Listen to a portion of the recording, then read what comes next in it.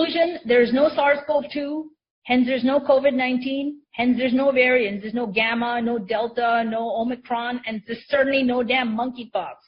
Monkeypox is essentially a side effect of the jabs, folks. There ain't no new virus. If you've been injected with any of the Pfizer or Moderna or whatever, Johnson & Johnson, any of those jabs, you get monkeypox. Essentially, you're detoxifying from your skin.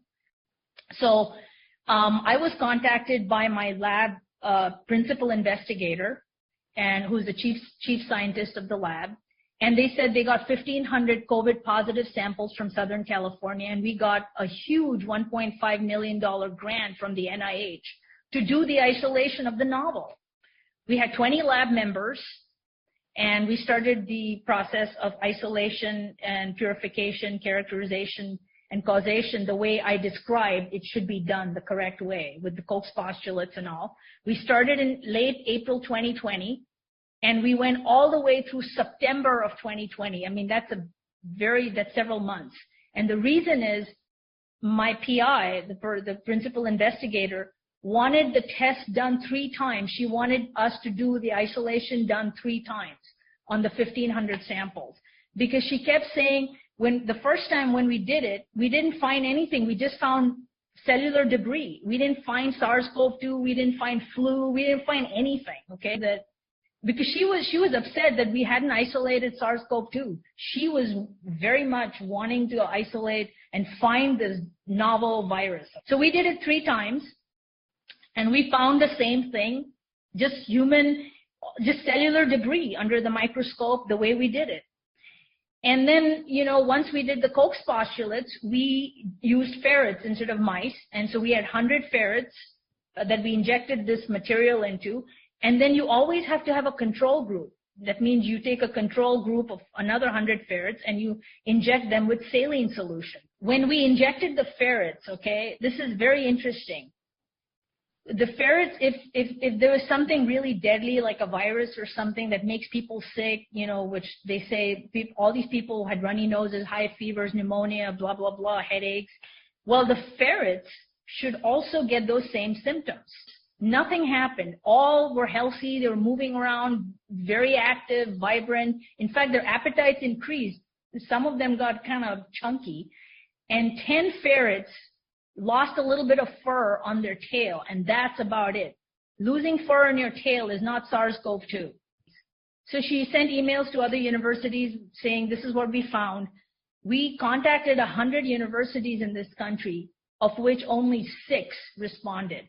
They said, all right, we'll replicate this whole process exactly the way you did it. They took about a month and a half to do their studies, and they found the same thing we did. That's all. They didn't find SARS-CoV-2. They didn't find the genome. They didn't find anything. I mean, nothing was found. 7 universities then called the CDC. Robert Redfield was the director. I call him Fauci's colleague and Trump appointee as CDC director. We called them and we said, hey, these are the findings. Okay. 2.5 hours on a Zoom call back and forth, and he says, just call it SARS-CoV-2. I don't care what you found. You found something else, you have to call it COVID and SARS-CoV-2. If you don't call it SARS-CoV-2, you're going to lose your job. You'll never work in a lab again.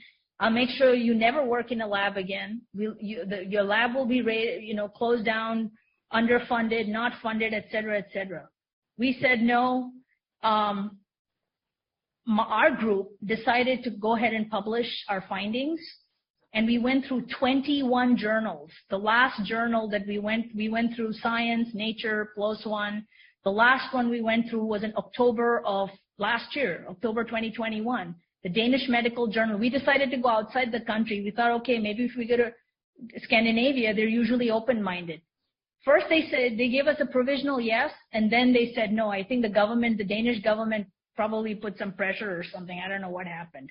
Between like June of 2020 through early August 2020, after we found what we found, and the CDC said you have to call this SARS-CoV-2, blah, blah, blah, we actually started calling the CDC and asking them to send us an isolated, purified sample so we could test it, okay? So we could actually do the causation studies and Koch's postulates. said, hey, why don't you send us just 1 or 2 samples, right?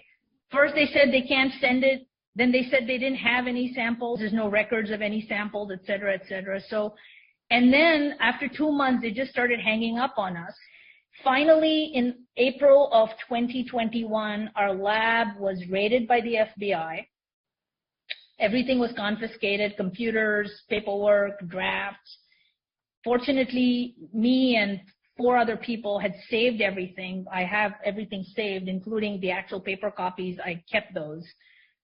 You know, the drafts, all our work, writings, everything. So we have all of that. We've saved that. We can still publish